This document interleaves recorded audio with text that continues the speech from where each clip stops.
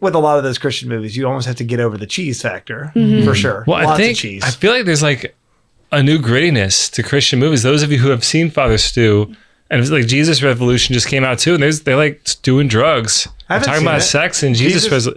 What's it It's about? new. It's about the Jesus movement that happened with the hippies in the 60s, and how they all kind of just started randomly getting to know Jesus and praying, and it's a beautiful movement. My mom's boyfriend was like a hippie dippy in college, and he ended up becoming this like super hippie Christian. Wrote a rock opera based on the life of Joan of Arc. No way! Like it's I want really to cool. see that or hear That's that.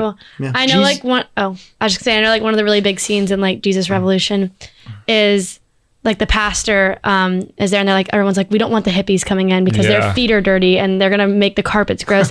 And so the next morning he's out there washing the feet of all of the hippies so they could come in. And I was like, dang, that's really It's cool. based on a true story. Yeah, it's based on. I do want to clarify that my mother's been married to my father for about 50 years. I was talking about her boyfriend in college, for the record. I'm glad to clarify. My parents are in their 70s. They've been happily married since the 70s. Okay. But the thing about Jesus Revolution and then Father Stu is they're gritty. There's there's sin. They're they real. Portray sin. They're real, and I feel like that's like a new genre that's coming out now. The gritty Christian, and we need it, right? I really do think that we need it because once again, it's real, and I feel like this is a real thing and not some like happy whatever message. Not to complain about the Remember the Titans; it's a great movie, but one thing that totally took me out of it, Remember the Titans, is when they were in the locker room. I've been in a lot of football locker rooms, and everybody's like, "Oh, heckin' shoot!"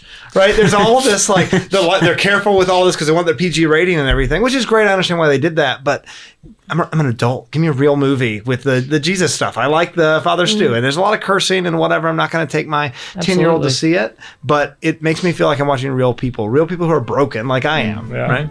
All right, guys, John Henry Spann here. Thank you so much for watching. If you enjoyed this, make sure you check out the full video. Also, make sure that you like, subscribe, and share it with anybody who you might think is interested. Thanks for being here.